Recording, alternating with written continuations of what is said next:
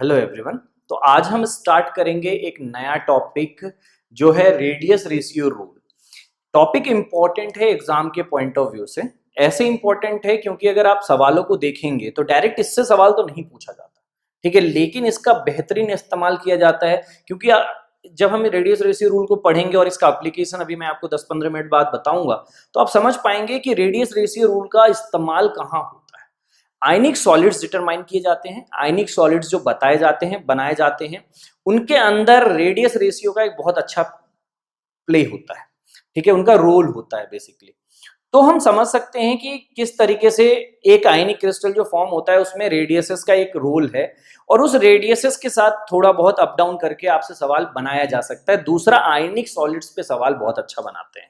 आयनिक solids में क्या होता है, मान लीजिए आपसे बोला गया एक NaCl टाइप स्ट्रक्चर में से एक Na एटम को हटा लिया गया। अब आपको पता होना चाहिए कि NaCl का स्ट्रक्चर कैसा है, तो वो सारी चीजें हम कवर करेंगे आयनिक क्रिस्टल लैटिसेस में, ठीक है। और ये मोस्ट प्रोबेबली आपका सेकंड लास्ट लेक्चर होगा। इसके बाद हम आयनिक क्रिस्टल्स या लैटिसेस कवर करते हैं और उसके बाद इम्परफेक्शंस इन सॉलिड और basic properties of solid cover करेंगे और आपका ये टॉपिक खत्म हो जाएगा, ठीक है।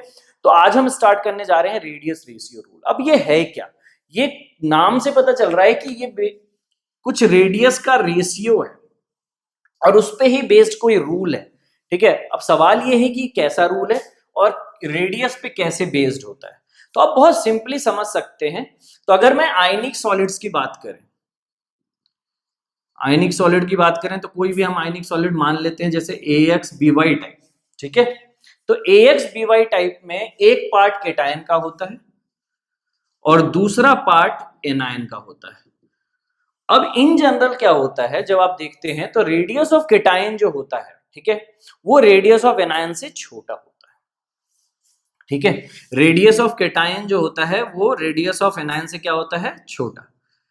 अब अगर मैं आपको समझाने के लिए एक बहुत छोटी सी बात कहूं, ठीक है, कि रेडियस ऑफ एनायन और केटायन में, तो अगर हम देखें तो radius of cation radius of anion से क्या होता है, छोटा होता है, ठीक है।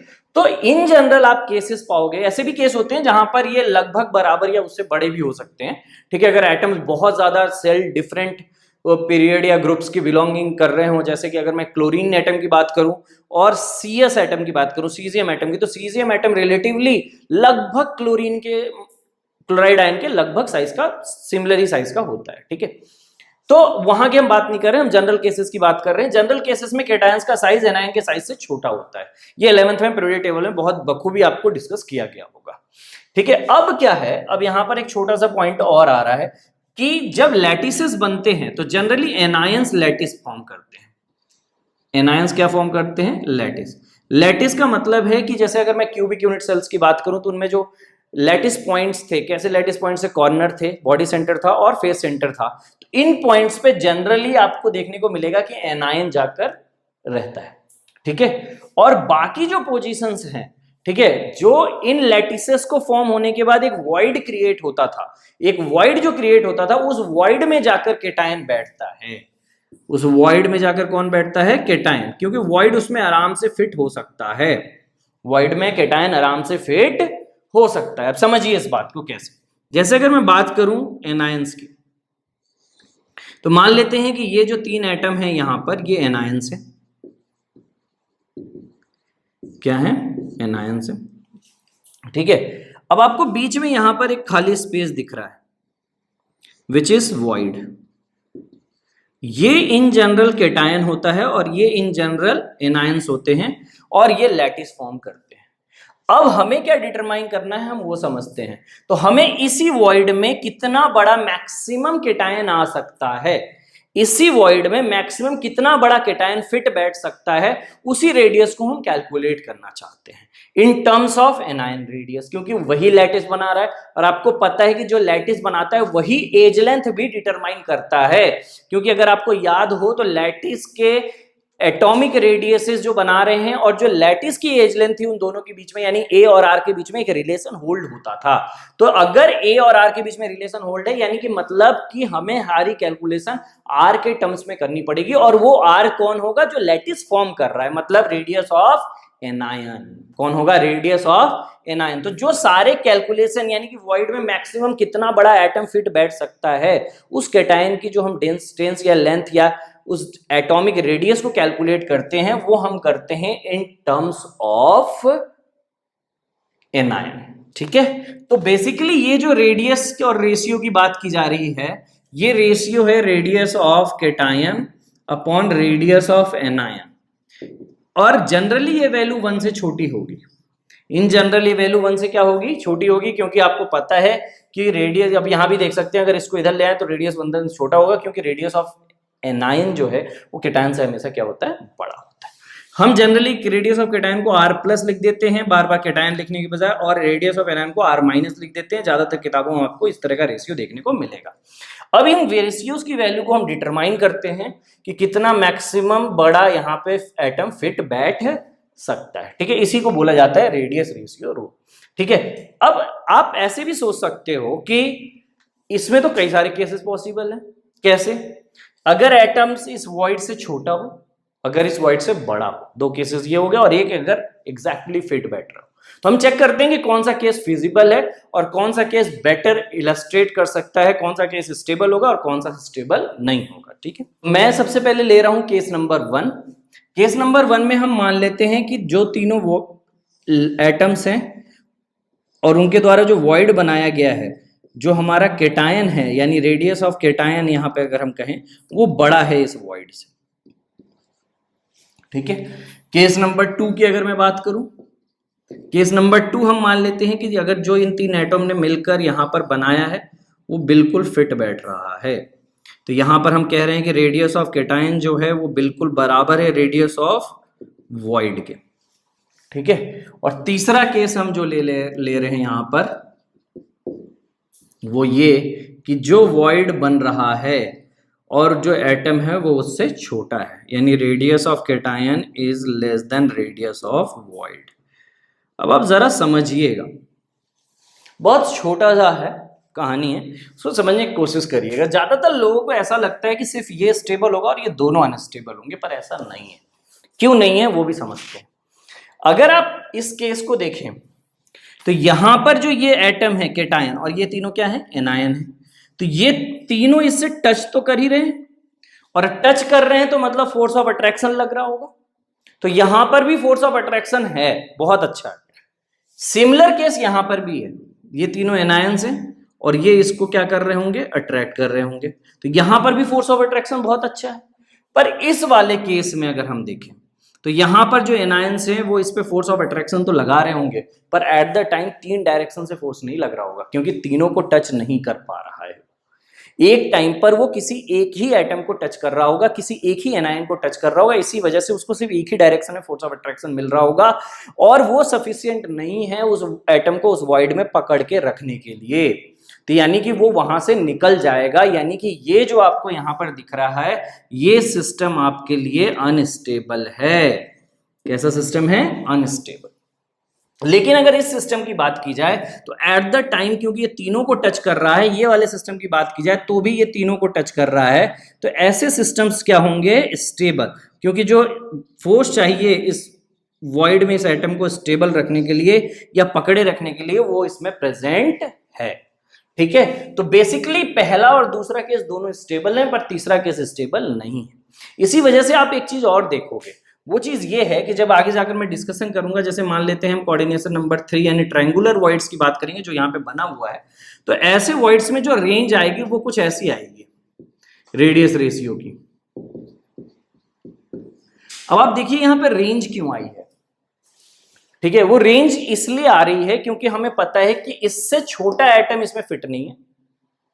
ठीक है, लेकिन जो टचिंग पॉइंट है 0.155 वो फिट है, और उससे बड़ी एक वैल्यू तक फिट है। उससे बहुत बड़ी वैल्यू क्यों फिट नहीं है, तो उसको भी समझ लेते हैं। क्योंकि एक ऐसा स्टेज भी तो आ सकता है, सोचिए कि वॉइड की लेंथ इतनी बड़ी हो जाए कि 3 एटम्स उसे ना संभाल पाए बल्कि 4 एटम्स लगे उसको संभालने के लिए, यानी कोऑर्डिनेशन नंबर में वैल्यू 3 से बढ़कर कहां चली जाए, 4 में, यानी कि वॉइड का नेचर ही बदल जाए। यहां पर ये ट्रायंगुलर वॉइड था, टेट्राहेड्रल वॉइड में कन्वर्ट हो जाए, क्योंकि टेट्राहेड्रल का कोऑर्डिनेशन नंबर कितना होता है, 4। उसी तरीके से और भी बढ़ सकता है कोऑर्डिनेशन नंबर।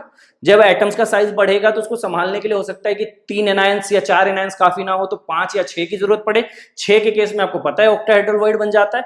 तो इस तरीके से एक मैक्सिमम लिमिट भी तो होगी, एक मैक्सिमम लिमिट भी तो होगी जहां तक वो एटम उसको संभाल पा रहे होंगे या जहां तक उसको सेटिस्फैक्टरी उस वॉइड में रखा जा रहा होगा, क्योंकि उसके बाद वो कोऑर्डिनेशन नंबर स्विच कर जाएगा और एक बेटर सिस्टम में चला जाएगा जहां पर ज्यादा नंबर ऑफ फोर्सेस उसको एग्जर्ट हो रहे होंगे एक साथ।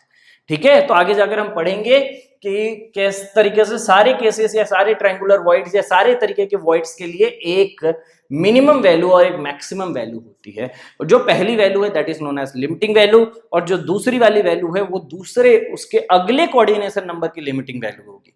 समझिए, क्योंकि अगर इसी लिमिट पे पहुंचते ही थर्ड वाला, जैसे अगर मैं बात करूं यहाँ पे कोऑर्डिनेशन नंबर 3 खत्म हो जाएगा, कोऑर्डिनेशन नंबर 4 शुरू हो जाएगा, मतलब कि यही वो लिमिटिंग वैल्यू है जहां से कोऑर्डिनेशन नंबर 4 यानी कि टेट्राहेड्रल वॉइड की शुरुआत हो जाएगी। ठीक है, तो अभी हम यही टॉपिक स्टार्ट करेंगे। सबसे पहले हम कैलकुलेशंस करेंगे कि रेडियस रेशियोज कैसे निकालते हैं और ये वैल्यूज कहां से निकल कर आती हैं। ठीक है, बहुत बेसिक कैलकुलेशंस है, मैथमेटिक्स का हल्का फुल्का इस्तेमाल है, आप ध्यान से देखिएगा, आपको जरूर समझ में आएगा। ठीक है, तो सबसे पहले हम स्टार्ट करेंगे कोऑर्डिनेशन नंबर 3 के लिए। तो अब हम कैलकुलेट करेंगे रेडियस रेशियो ट्रायंगुलर वॉइड के लिए, और हम सबके लिए पहले लिमिटिंग रेशियोज कैलकुलेट कर लेते हैं और उसके बाद हम उन सब का इन्फ्रेंस आउट निकालेंगे एक साथ कि क्या है ये चीजें। ठीक है, तो सबसे पहले मैं अगर बात करूं ट्रायंगुलर वॉइड का, तो बहुत सिंपल सा केस है। अगर आप देखें इसकी कैलकुलेशन भी बहुत आसान है। मान लेता हूं कि ये 3 एटम्स हैं और ये तीनों एक ट्रायंगल बना रहे हैं, और ये तीनों जैसे ही ट्रायंगल बना रहे हैं, ध्यान दीजिएगा यहाँ पर जरा। ठीक है, एक बार मैं दोबारा डायग्राम बना देता हूँ साफ साफ। तो ये सर्कल, ये और ये, ठीक है, ट्रायंगुलर वॉइड बन गया इस तरीके से, तीनों ट्रायंगल में मिलकर बन रहा है। तो यहां पर कहीं पे हमारा वॉइड है और इस वॉइड में कहीं पे केटायन होगा। ठीक है, तो अगर हम यहां से एकदम सेंटर से एक पॉइंट यहां पर ड्रॉप करें इस तरीके से इस वर्टेक्स पे, ठीक है, तो आप ध्यान से देखते रहिएगा कि ये अगर मैं पूरी लेंथ की बात करूं, इस पूरे लेंथ की, तो रेडियस ऑफ केटायन भी आएगा और यहां पर क्या आएगा, रेडियस ऑफ एनायन। ठीक है, तो ये जो लेंथ है, अगर मैं यहां से इसको ड्रॉप करूं, ठीक है, तो ये जो लेंथ आपको पता चल रही है कितनी होगी, r माइनस कह सकता हूं मैं, इस लेंथ को हम क्या कह सकते हैं, r minus radius of anion. इस लेंथ की बात करें तो ये लेंथ कितनी हो जाएगी, r of anion plus r of cation, क्योंकि इसमें वो केटायन वाला पार्ट भी होगा। अब ये एंगल, क्योंकि ये इक्विलेटरल ट्रायंगल है तो ये सेंटर से ज्वाइन हो रहा है, तो ये पक्का क्या होगा, 30 डिग्री। तो अगर मैं यहां से cos 30 लिखूं तो cos 30 degree will be equal to, ध्यान से देखिए, ठीक है, बेस अपॉन हाइपोटेनियस। तो बेस की लेंथ कितनी है, r माइनस, और हाइपोटेनियस की लेंथ कितनी है, r minus plus r plus. ठीक है, आप इस वैल्यू को जब सॉल्व करेंगे तो आपके पास जो r plus upon r minus निकल कर आएगा वो आ जाएगा अप्रोक्सीमेटली 0.155। वैल्यू कितनी निकल कर आएगी, अप्रोक्सीमेटली 0.155। तो ये हमने कैलकुलेट किया। अब इसमें मैं आपको बता दूं ट्रायंगुलर वॉइड का कोऑर्डिनेशन नंबर कितना है, 3, क्योंकि इस केटायन के बगल में कितने एनायंस हैं जो इसको टच कर रहे हैं या मिनिमम डिस्टेंस पर हैं, 3। तो कोऑर्डिनेशन नंबर 3 के लिए जो लिमिटिंग रेशियो आया है या लिमिटिंग रेडियस रेशियो जो आया है वो आया है 0.155। तो अब हम आगे बढ़ेंगे टेट्राहेड्रल वॉइड की तरफ। तो अब हम बात करेंगे टेट्राहेड्रल वॉइड्स का। अगर हम टेट्राहेड्रल वॉइड्स को देखें जिसका कोऑर्डिनेशन नंबर है 4, तो ये 4 एटम्स मिलकर बनाते हैं, और आप यहाँ पर एक डायग्राम देख सकते हो। इस बार मैंने पूरे क्यूब में ही टेट्राहेड्रल वॉइड बना रखा है क्योंकि हम रेशियो के टर्म्स में बात करना चाहते हैं। मतलब मैं एक टेट्राहेड्रल वॉइड का यूनिट सेल ले रहा हूँ, इस तरीके से आप समझ सकते हैं। ठीक है, तो देखिए जरा, तो यहाँ पर एक एटम है जो मैंने रेड मार्कर से बना रखा है, यहाँ पर एक एटम है, ये चारों जो मिलकर बनाने वाले हैं ये टेट्राहेड्रल बनाने वाले हैं। अगर मैं इनको एज सच अलग से यहाँ पे आपको बना के दिखाऊं तो आपको ज्यादा समझ में आएगा। जैसे ये वाला यहाँ पे मैंने कॉपी कर दिया, ये वाला मैंने यहाँ पे कॉपी कर लिया, ये वाला मैंने यहाँ पे कॉपी कर लिया, और ये वाला जस्ट यहाँ पे कॉपी कर लिया। तो अगर मैं इनको मिलाऊं तो देखिए कैसे टेट्राहेड्रल बन रहा है। तो आप इमेजिन कर पाएंगे उस टेट्राहेड्रल को बहुत सिंपल वे में। ये देखिए यहाँ पर एक टेट्राहेड्रल बन गया। अब यहाँ पर बीच में जो वॉइड बना होगा, यहाँ पर क्या होगा हमारा केटायन, क्या होगा हमारा केटायन, ठीक है। और ये सारे जो चारों दिख रहे हैं बेसिकली, अगर मैं इस इमेज की बात करूं तो ये जो इस तरीके से रेड सर्कल के साथ दिख रहे हैं ये क्या इंडिकेट कर रहे हैं, एनायन, ठीक है। तो यहां पे कहीं पे बीच में कहीं पे एक छोटा सा वॉइड होगा जिसके अंदर क्या बैठा होगा बेटा, केटायन। तो यहां अगर हम ब्लैक डॉट की बात करें तो ये क्या रिप्रेजेंट कर रहा है, केटायन, ठीक है। तो एनायन और केटायन दो चीजें। अब थोड़ा आप समझिएगा, पहले इसको पॉइंट ऑफ व्यू से आप समझने की कोशिश करिएगा कि क्या चल रहा है चीजें और कैसे हैं, ठीक है। तो अगर मैं आपको एग्जैक्ट पॉइंट ऑफ व्यू दूं इसका, ठीक है, तो अब आप इसको समझिए कि यहां से अगर मैं एक लाइन खींचूं और मैं इस कोने तक ले आऊं, मैं इन पॉइंट्स को मार्क कर देता हूं, इसको मैं ए कह दे रहा हूं, इसको मैं सी कह दे रहा हूं, ठीक है, इसको हमने बी कह दिया। तो यहां से जब मैं ए से सी की तरफ जा रहा हूं तो ये बॉडी डायगोनल होगा, ठीक है, ये क्या होगा, बॉडी डायगोनल। अब ये जो पॉइंट है ये बिल्कुल सेंटर पर है, तो ये अगर एज लेंथ में इसकी अगर एज लेंथ ए मान लेते हैं, एज लेंथ कितनी मान लें, ए मान लें, ठीक है। तो अगर इसकी एज लेंथ हम ए कह देते हैं, ठीक है। और एक बहुत खास बात मैं आपको पहले ही बता देता हूं, वो ये है कि ये दोनों एटम एक दूसरे को टच करेंगे तो ए और आर के बीच में आपको रिलेशन ऑलरेडी पता है। तो अगर आप यहां से यहां तक की डिस्टेंस की बात करें तो ये this distance will be √2a which should be equal to 2r minus किसके बराबर होगी, 2r माइनस के बराबर, ठीक है। तो ए आर में आपको यहां से रिलेशन पहले ही नोन है। अब अगर मैं यहां तक की बात करूं, जरा इसको ध्यान से देखिएगा, तो यहां तक ये कितनी लेंथ होगी, अगर आप इसको समझिए तो ये एटम और ये एटम एक दूसरे को क्या कर रहे होंगे, टच कर रहे होंगे, ठीक है। जो मैं इस इमेज में नहीं दिखा सकता, क्यों, क्योंकि ये 3D नहीं है, ठीक है। तो यहां से अगर आप यहां तक की डिस्टेंस को देखेंगे तो एक तो ये एनायन का रेडियस का एटम होगा और ये किसका होगा बेटा, केटायन वाले का। तो ये जो लेंथ निकल कर आने वाली है ये आने वाली है R प्लस और R माइनस, ठीक है। लेंथ कितनी निकल कर आएगी, R प्लस और R minus, radius of cation plus radius of anion, ठीक है। और चूंकि ये बॉडी डायगोनल है तो ये आधी लेंथ बॉडी डायगोनल की कितनी होगी, √3a/2, कितनी होगी, √3a/2। अब आप यहां से देख सकते हैं आपके पास एक रिलेशन आ गया है जो ए और आर के बीच में है, और ए और आर के बीच में आपको रिलेशन पहले ही पता है। तो अगर मैं यहां से ए और आर के बीच में रिलेशन सॉल्व कर दूं तो A is equals to √2r minus, तो यहां पे सब्सटीट्यूट कर दें तो ये हो जाएगा √3 into √2r minus by 2 which is equal to r plus r minus. यहां से जब आप सॉल्व करेंगे तो आपका जो r plus upon r minus निकल कर आता है वो आता है 0.225, कितना निकल कर आता है, 0.225, ठीक है। अब ये जो वैल्यू आपके सामने आई है 0.225 वाली, ये बहुत ही शानदार वैल्यू है, ठीक है। कोऑर्डिनेशन नंबर 4 में जितना ज्यादा इसका इंपॉर्टेंस है आप आगे जाकर देखेंगे कि most of the ionic crystals में ऐसा ही कुछ आपको लॉजिकल टाइप का एक रेडियस रेशियो मिलेगा जो लगभग इसी के आसपास वेरी करेगा, तो ये आपको बहुत काम आने वाला है। यानी कि कोऑर्डिनेशन नंबर 4 का अगर मैं लिमिटिंग रेशियो की बात करें तो लिमिटिंग रेशियो निकल के कितना आया है, 0.225, यानी कि 0.1, अभी हमने कोऑर्डिनेशन नंबर 3 के लिए सॉल्व किया था, वहां पे वैल्यू कितनी निकल कर आई थी, अगर मैं कोऑर्डिनेशन नंबर 3 की बात करूं तो कोऑर्डिनेशन नंबर 3 के लिए वैल्यू निकल कर आई थी 0.155, ठीक है। अब कोऑर्डिनेशन नंबर 4 यानी टेट्राहेड्रल वॉइड की हमने निकाली वैल्यू, तो कितनी आ रही है, 0.225, तो यानी कि यहां से यहां तक तो कोऑर्डिनेशन नंबर 3 रहेगा, पर ये क्योंकि लिमिटिंग मिनिमम रेशियो है तो यहां के बाद से क्या शुरू हो जाएगा, कोऑर्डिनेशन नंबर 4।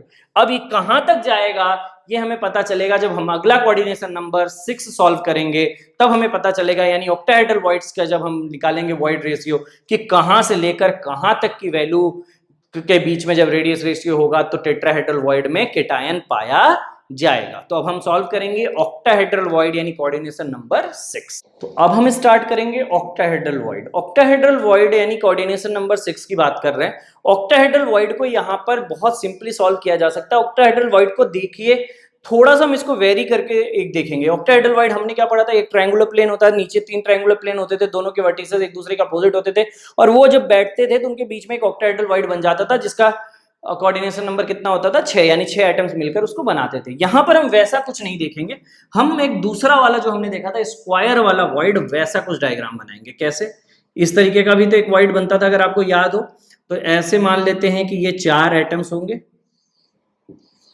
ठीक है, बीच में क्या होगा, ये वॉइड होगा, इसके ऊपर एक एटम होगा और एक ऐसा ही एटम इसके कहां होगा, नीचे, तो भी तो ये ऑक्टाहेड्रल वॉइड ही बना। ठीक है, और वो ट्रायंगल जो अपर और उसकी बात होती है वो ये वाला ट्रायंगल हो जाएगा और ये वाला इन तीनों को मिलाकर नीचे वाला ट्रायंगल बन जाएगा। मतलब इस तरीके से भी हम ऑक्टाहेड्रल वॉइड यानी कोऑर्डिनेशन नंबर 6 के वॉइड को देख सकते हैं। तो ऐसे में अगर हम करें तो कैलकुलेशन थोड़ी आसान नजर आएगी, बहुत आसानी से कैलकुलेट भी हो जाएगा। तो अब आपको पता है, बहुत सिंपल सा, ये स्क्वायर बन गया। ठीक है, क्या बन गया, ये स्क्वायर कुछ इस तरीके से। ठीक है, अब अगर हम बात करें तो अगर यहां से यहां तक की मैं पूरी लेंथ बात करूं, ये कैलकुलेशन मैं पहले भी एक वीडियो में कर चुका हूं अगर आपको याद हो तो। ठीक है, तो यहां पर अगर मैं इस पूरे की लेंथ की बात करूं तो ये कितना हो जाएगा, r माइनस, ये कितना हो जाएगा, ये वाला पार्ट 2r प्लस, और ये कितना हो जाएगा आपका r माइनस। तो यानी अगर मैं पूरे डायगोनल की, अगर इसको मैं a कह दूं, ठीक है, तो इस पूरे डायगोनल की अगर मैं लेंथ की बात करूं तो पूरे डायगोनल की लेंथ जो निकल कर आने वाली है वो आ जाएगी root 2a is equals to 2r plus 2r minus. अब खूबसूरती ये है इसके अंदर कि ये जो a है ये 2r के बराबर है, यहां से आप देख सकते हैं रिलेशन। तो a is equals to 2r minus, तो यहां सब्स्टिट्यूट कर दीजिए तो ये बन जाएगा 2√2r minus is equals to 2r plus 2r minus. ठीक है, और आप इस पूरे को सॉल्व कर सकते हैं, यहां से जो r plus by r minus निकल कर आता है वो आता है अप्रोक्सीमेटली 0.414। कितना निकल कर आता है, 0.414। यानी कोऑर्डिनेशन नंबर 6 में जो मिनिमम एटम फिट हो सकता है, क्योंकि उससे छोटा रहेगा तो वो अटैच नहीं हो पाएगा 6 एटम से, इसलिए वो अनस्टेबल होगा। याद करिए, मैंने पहले ही आपको बता रखा है कि एटम वॉइड से छोटा नहीं हो सकता, उससे बड़ा हो सकता है थोड़ा, ठीक है, एक लिमिट तक, और उसके बराबर हो सकता है। तो यहां पर जो बराबरी के लिए जो रेशियो निकल कर आया है वो कितना आया है, 0.414। ठीक है, कितना निकल कर आया है, 0.414। यानी कि कोऑर्डिनेशन नंबर 6 की शुरुआत हो जाती है 0.414 के आगे, यानी कि इससे बड़ा वैल्यू ले सकता है पर इससे छोटी वैल्यू नहीं लेगा। अभी आप याद करिए, मैंने थोड़ी देर पहले आपको कोऑर्डिनेशन नंबर 3 बताया था, फिर कोऑर्डिनेशन नंबर 4 बताया, फिर कोऑर्डिनेशन नंबर 6। तो अगर कोऑर्डिनेशन नंबर 3 की बात करें तो ये रेशियो कितना था, 0.155। कोऑर्डिनेशन नंबर 4 के लिए रेशियो कितना था, 0.225।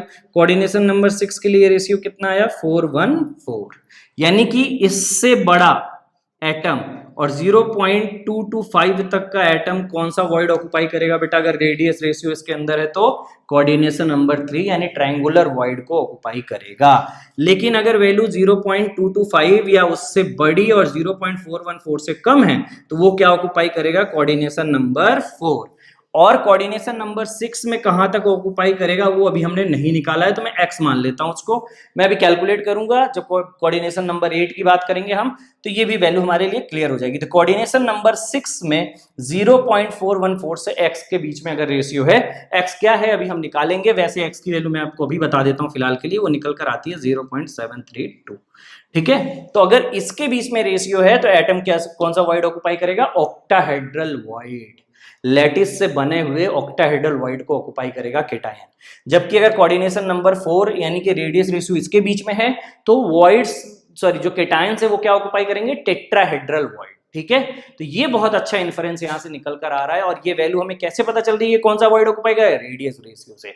यही इसका सिग्निफिकेंस है, यही इसका इंपॉर्टेंस है। ठीक है, तो अब हम स्टार्ट करते हैं कोऑर्डिनेशन नंबर 8 यानी कि क्यूबिकल वॉइड्स की बात करते हैं। ठीक है, तो देखिए जरा ध्यान से, क्यूबिकल वॉइड्स क्या होते हैं। सबसे पहले ये, और इसके नंबर्स आपको मैंने बताए थे बहुत कम होते हैं, बहुत रेयरली पाया जाता है, उन्हीं में पाया जाता है जहां पर केटायन और एनायन का रेशियो लगभग समान हो जाए, लगभग एक जैसा होने लगे तब। ठीक है, तो मैं इसको आपको सॉल्व करके दिखाता हूं कि ये क्या आती है वैल्यू निकलकर। तो देखिए जरा, क्यूबिकल वॉइड बनेगा कैसे। क्यूबिकल वॉइड बनता है generally simple cubic and lattices में, कुछ इस तरीके से।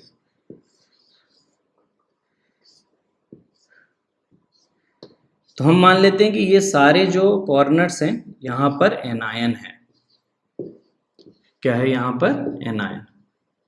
ठीक है, और ये जो सेंटर में बॉडी सेंटर वाला पॉइंट है, इस पॉइंट को बोला जाता है क्यूबिकल वॉइड, यानी क्यूब का बना हुआ वॉइड, ठीक है, क्यूबिकल वॉइड। तो ये हमारा क्यूबिकल वॉइड आ गया। अब हमारे सामने दो छोटी छोटी सी बातें हैं, ठीक है, निकालने को तो बहुत आसान सी वैल्यू है, आप निकाल सकते हो। इसका कोऑर्डिनेशन नंबर क्या होगा, तो इसका कोऑर्डिनेशन नंबर कितना हो रहा है 8, क्योंकि हर कॉर्नर वाला एटम इसको टच कर रहा होगा, ठीक है। बहुत रेयरली पाया जाता है। रेशियो भी आप देखिएगा बहुत बड़ा वैल्यू निकल कर आएगा, जो रेशियो निकल कर आएगा वो बहुत बड़ी वैल्यू होगी, और वैसा तभी हो सकता है जब एटम्स, ठीक है, एनायंस जनरली हमेशा ही बड़े होते हैं, ठीक है। यानी कि बात हम कुछ ऐसे लैटिसेस की या ऐसी क्रिस्टल्स की कर रहे हैं जिसमें केटायन का साइज बहुत बड़ा हो और एनायन का साइज छोटा हो। ऐसी पॉसिबिलिटी बहुत रेयरली बन पाती है, जैसे अगर सीजियम क्लोराइड वगैरह की बात करें तो वहीं पे ऐसी पॉसिबिलिटी देखने को मिलती है, ठीक है, जहां सीजियम एटम बहुत बड़ा है और क्लोराइड एटम भी बहुत सफिशिएंटली बड़ा है, पर वो CS के टक्कर का है, ठीक है। तब अब देखिए इसमें कैलकुलेशन कैसे इन्वॉल्व रहेगी। तो आपको बहुत सिंपल सा पॉइंट ऑफ व्यू देखना है। यहां से अगर मैं यहां तक की बात करूं, ठीक है, तो यहां से अगर हम यहां तक की बात करें तो ये डिस्टेंस कितनी हो जाएगी, √3a। डिस्टेंस कितनी हो जाएगी, √3a। और ये जो पार्ट है यहां से यहां तक कितने एटम आपको टच में मिले, ये हमने पहले भी सॉल्व कर रखा है। तो इसको हम कह सकते हैं कितना, R-, इस एटम का रेडियस, इसका हम R- कह सकते हैं, ठीक है। और इसका जो रेडियस है इसको हम कह सकते हैं R+, ठीक है। तो ये जो यहां से वैल्यू निकल कर आएगी वो आ जाएगी 2R+ + 2R-, ठीक है। अब आपको A और R के बीच में एक रिलेशन चाहिए ताकि आप इसका इस्तेमाल कर सकें। आपको पता है सिंपल क्यूबिक में रिलेशन क्या होता है, A = 2R, A और R के बीच में, ठीक है। तो इसका आप इस्तेमाल कर लीजिए। जैसे ही आप इस वैल्यू को यहाँ पे सब्सटीट्यूट करेंगे, it will come out to be 2√3R- is equals to 2R+ + 2R-, ठीक है। यहां से आप कैलकुलेट कर लीजिए तो आपके अब इसको कैलकुलेट करने के बाद R+/R- आ जाएगा 0.732। ये वैल्यू कितनी निकल कर आ जाएगी, 0.732। यानी इसका लिमिटिंग रेशियो तो काफी बड़ा आ रहा है, ठीक है। तो इसीलिए तो बताया था कि ये रेयर होता है, ठीक है। तो आप देखोगे कि अगर हम अब पूरे जो हमने पढ़ा है उसको मैं छोटा सा समराइज करूं तो ध्यान से देखिएगा। कोऑर्डिनेशन नंबर 3 के लिए जो वैल्यू कैलकुलेट होकर आई थी वो आई थी 0.55। इस पोजीशन पे कौन सा वॉइड फील होता था, दैट इज ट्रायंगुलर वॉइड। अगर आपको याद हो,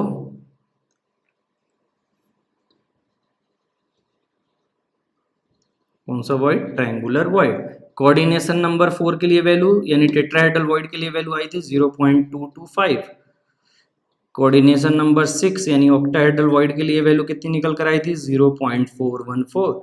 कोऑर्डिनेशन नंबर 8 के लिए यानी क्यूबिकल वॉइड्स के लिए ये वैल्यू कितनी निकल कर आई, 0.732, ठीक है। तो एग्जैक्टली अगर मैं बात करूं, आप कोऑर्डिनेशन नंबर 12 में जब जाएंगे, जब वैसे वॉइड्स बनते हैं तो एग्जैक्ट वैल्यू 1 के अप्रोक्सीमेट हो जाती है, ठीक है। तो अब आप समझिए कि अगर इसकी मिनिमम वैल्यू ये थी और इसकी मिनिमम वैल्यू ये है, यानी इसके बीच में कौन सा वॉइड एटम ऑक्युपाई करेंगे, अगर रेशियो इन दोनों के बीच में आया तो ट्रायंगुलर वॉइड, क्योंकि छोटा वाला ये ऑक्युपाई नहीं कर सकता, ये इसकी मिनिमम वैल्यू है। इससे छोटे एटम होंगे तो वो अनस्टेबल होंगे। तो यानी कोऑर्डिनेशन नंबर 3 में कहां कहां तक आ सकते हैं, अगर रेडियस रेशियो इन दोनों के बीच में है, यानी R/R+/R- का रेशियो। यहां पर कहां से कहां तक, 0.414 तक। कोऑर्डिनेशन नंबर 6 में कहां से कहां तक, 0.732 तक। और यहां 0.999 आप कह सकते हो, क्योंकि 1 को एक स्पेशल केस होता है कोऑर्डिनेशन नंबर 12 का, ठीक है। तो कोऑर्डिनेशन नंबर 12 भी मैं लिख देता हूं, ये आपके सिलेबस का पार्ट नहीं है, ये अप्रोक्सीमेट वैल्यू इसकी प्रॉपरली 1 आनी शुरू हो जाती है, ठीक है। तो ये था आज जो हमने पढ़ा कि रेडियस रेशियोस हमने कैलकुलेट कर लिए। अब इनका इस्तेमाल आयनिक सॉलिड्स में कैसे होता है, किन आयनिक सॉलिड्स का कितना रेशियो होता है, अप्रोक्सीमेट वैल्यूज कैसे निकालते हैं, और उनके रेडियसेस का रेशियो लेकर हमें पता चलता है कि किस तरह का लैटिस कौन फॉर्म करेगा और कौन सी पोजीशंस पे कैटायन होंगे, कौन सी पोजीशन पे एनायन होंगे। जैसे अगर मैं NaCl का एग्जांपल लूं तो Na कहां पर होगा, Cl कहां पे होगा, या Cl कौन सा लैटिस बना रहा होगा, और Na कितने क्यूबिकल वॉइड्स या ऑक्टाहेड्रल वॉइड या टेट्राहेड्रल वॉइड में से कौन सा ऑक्युपाई करेगा, ये डिपेंड करेगा सोडियम एटम के रेडियस पे, और सोडियम एटम के कैटायन के रेडियस पे, और क्लोरीन के एनायन एटम के रेडियस पे डिपेंड करेगा, एनायंस पे डिपेंड करेगा, एनायन के रेडियस पे डिपेंड करेगा कि ये किस तरह के एटम्स बेसिकली मतलब किस तरह के आयनिक क्रिस्टल्स फॉर्म करेंगे। ठीक है, तो अब हम उन्हीं टॉपिक्स को कवर करेंगे। ठीक है, तो उनको आप अभी फिलहाल आपको एक दूसरे वीडियो में वो आपको मिलेगा, वो वीडियो आपको जस्ट 2-3 घंटे बाद ही मिल जाएगा, जो ये लेक्चर अपलोड होगा उसके बाद। ठीक है, तो आज के लिए बस इतना ही। That's enough for today.